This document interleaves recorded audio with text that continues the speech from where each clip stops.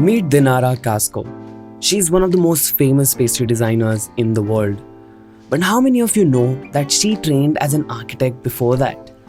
We've all seen the amazing work she brings to life, but what is the story behind this person? Welcome to another Blessedarch video, and today we are discussing Dinara's journey from an architect to a pastry designer. Now, before we start the interview, I just wanted to let you know that Blessedarch is on Patreon. Once you become a patron, you not only get access to bonus videos, like the extended conversation from this video as well, but you will help support Blessedarch and make the community bigger and more connected with people all over the world. So do consider supporting. The link is in the description below. Now, let's start our conversation. So, hey Dinara, it's so good to see you today. I remember back, a few years back, especially at that time, I was on a diet. And, I used to just watch your videos excessively and just every night. I don't know, I had this strange addiction. I didn't eat, but I just watched your videos and that satisfied me somehow. So I've been a fan for a huge time, and it's amazing to have you on the channel. Thank you. So I have a few questions for you today. I wanted to know your journey. And since I got to know that you were an architect before you were a pastry chef, so I got even more intrigued. And that is why I wanted to share your journey with everybody today. I wanted to first get to know your background. So where did you study architecture from? And what were you doing before you started creating these beautiful cakes? I used to be an architect and I worked during 8 years. I think I changed a few companies. I worked also I made my personal also projects. So I made interiors and exterior designs for like different objects. I started when I was 18. After university, after like these lessons, I went to some office and I made some simple drawings. I worked with paper. I made paper houses with glue. After I graduated, we moved to our new apartment with my husband, and I got my own like oven with stove, with all the equipment, and I started cooking. Okay, of course, because we ate something, and I started baking. I just tried little by little.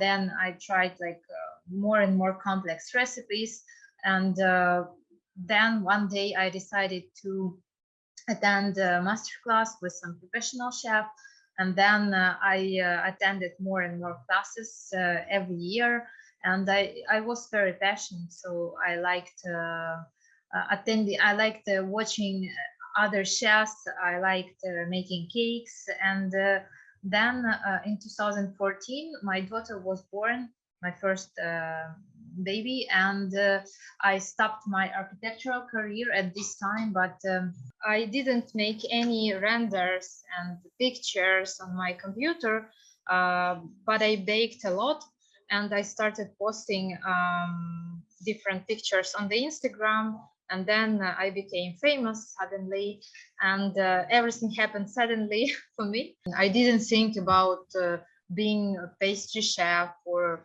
making cakes when I was young, for example, never. But it happened, and now I can't even say that right now, for example, I'm pastry chef, because we do not produce cakes and we do not sell cakes and we do not have, clients who buy cakes.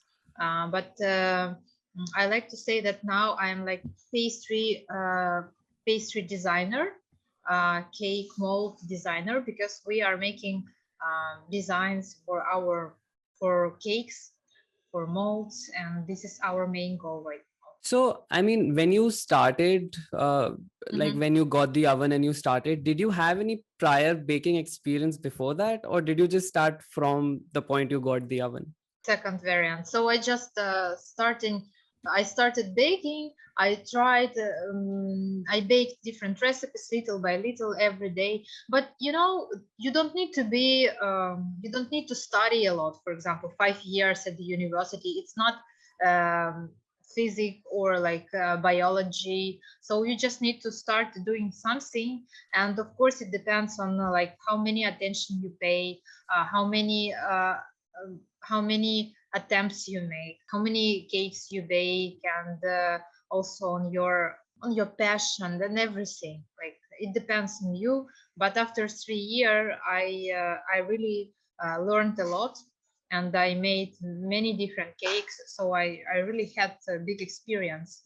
If we compare with some pastry chefs who have very big experience, like 20 years experience, but during these 20 years they can bake only cupcakes and sponges, like every day the same. And if we compare us, in some points I will be more professional. In some points they will be, but it depends on what you want to have there. So I wanted to ask, y- you print these amazing and remarkable 3D molds for cakes now. So what Mhm. softwares do you use to design them? I use 3ds Max. It's the main software.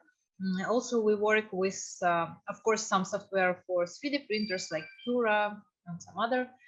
Then we use Grasshopper, Rhinoceros, Houdini.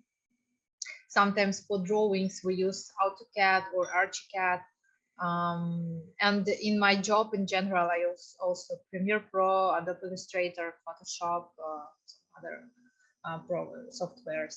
All right, perfect. So when you create these 3D molds, they're made Mhm. of silicon, right? So do you directly 3D print silicon molds, or what is the process like? No, we print the plastic molds.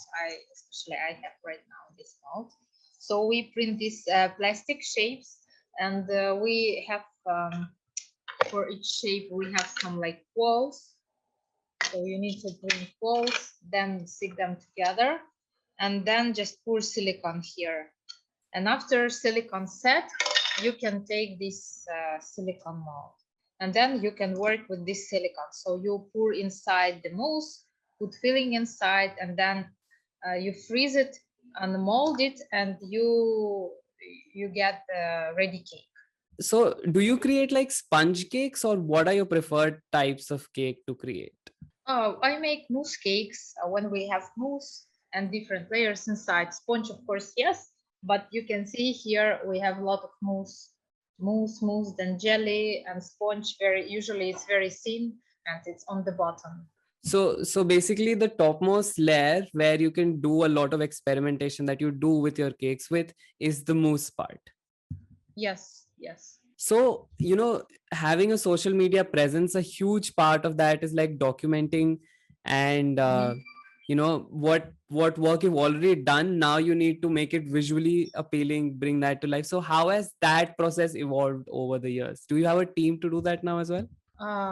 Like media, Yeah, like print. whatever you post. No, I'm I'm doing everything myself, and it's difficult. And of course, I don't have enough time to post sometimes information because I'm working on some new projects, interviews, and talking with people, trying to answer some customers. I need to find some staff who will do this, and right now I'm working on this. So maybe soon I will have, we call it uh, SMM specialist, like social media manager, I think, maybe. Yeah. So I need to find some company or some person who will do this. But right now I'm still like all my stories and posts and all the information is directly from me. But I think at the same time it's important, because it's my Instagram, my social network, and I think uh, people can feel when creator creator works on his social medias, or her, and when some, I don't know, some special company do it, it's a bit different because in my Instagram, on my Instagram there is like a part of me, like my soul, my mood, I don't know. It's like when you're creating things yourself, you put more of yourself into them. Yeah. Could you like talk about, maybe one or two of your favorite cakes that you created, like favorite molds that you created for cakes? I can say that I have one my favorite mold. on the best mold, because every time when I do something, I like this exact mold at this moment. For example, this is one of my last mold. This one. So That's it's so made. pretty. Or this one, it's very funny mold. It's like bread. You see? Yeah. Or this one, it's artichoke. And I have right now I have more than 40 molds, and I don't know what is my favorite. I like all of them. Really, I like making new molds. I like this exactly this process when I'm making something new. I like to surprise me. To do something when I print and I see the like final result, and when I make this cake, and I like exact this process, making something new. All right. So, one final question that I had is, if there is anybody who would like to, maybe walk the same path as you, would you have any Mhm. advice for them? Do the same things, totally the same, or just be a pastry chef? I mean, because this is primarily an architectural channel, so similar background in architecture, but wanting to be a pastry chef like you. So I think you need to understand what you prefer to do. Like if you like baking more than architect, why not? Because when I changed my career, it was difficult for me, um, to trust and to understand and to be like I wasn't ready for this. And I talked with my family, for example, and my mother told me many times, like, Dinara, you studied during 6 years, and you are a very good architect. Why you want to bake? It's not for you. And she tried to explain me this, like, you don't need to bake, you need to be an architect. And my answer was like, why when I was 15 and I decided to be an architect, and I need to like to be all my life architect, because when I became 22 I decided that I want to be like a pastry chef or someone else. So for me it was my answer. And of course I understood this not from the beginning. I understood this a bit like later, but this was my answer. And I think it's necessary to understand that you like what you do, and if you like architecture and design and all these things, you can work with this. If you want to change your career, it doesn't matter which way, you have to try at least. We In Russian we say like, it's better to try and understand that it's not your than didn't try and didn't understand. Like, for me it's important, but at the same time, I like to say that, okay, I'm not an architect in a full like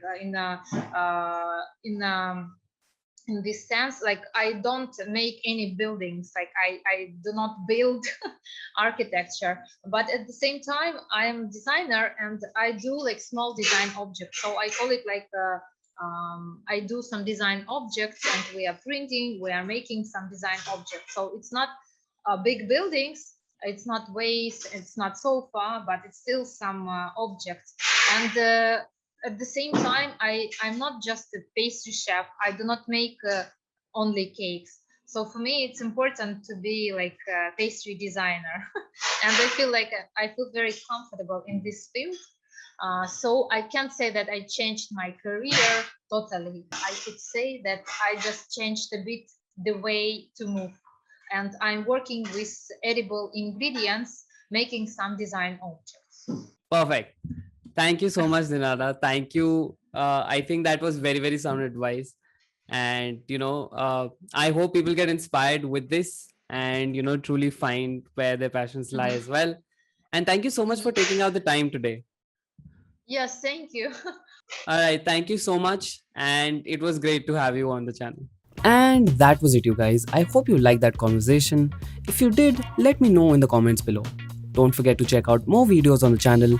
And while you're at it, do hit that subscribe button.